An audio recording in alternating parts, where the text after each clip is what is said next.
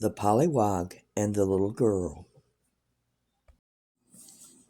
Once I was a little girl with blue eyes and the prettiest blonde hair. My mother took me to the pond because she loved me and she cared. I looked into the water, and what did I see? Two little eyes looking back at me. I quickly scooped with my hand and picked it up. I put it in some water and a cup.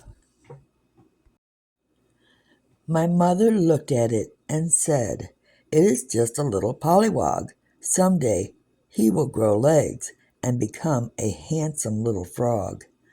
I gazed into his tiny little eyes. He had a strange look about him. At the time, I didn't know why. The day was nearly over. I took my polywog to the water and tipped the cup over. "Goodbye, my little friend. I will see you again." And just as my mother had said, he grew into a handsome frog. Some days he was in the water. Some days he was on the log. As time went by, I grew taller. My handsome little frog seemed to get smaller. One day I went to see my friend, but he wasn't there. I looked in the water. I looked on the log. I even looked on the lawn. I looked everywhere. He was just gone.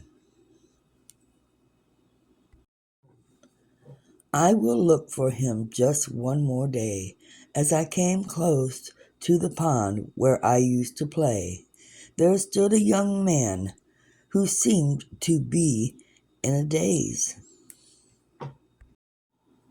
I wish my friend was here. We could have had so much fun, so much joy. The young man turned and said, "I had a wish too, and that was to be a boy." I looked at the young man, and to my surprise, he had that same strange look in his eyes. I was so happy he wished to be a boy. We were together from then on, happy and full of joy. The end.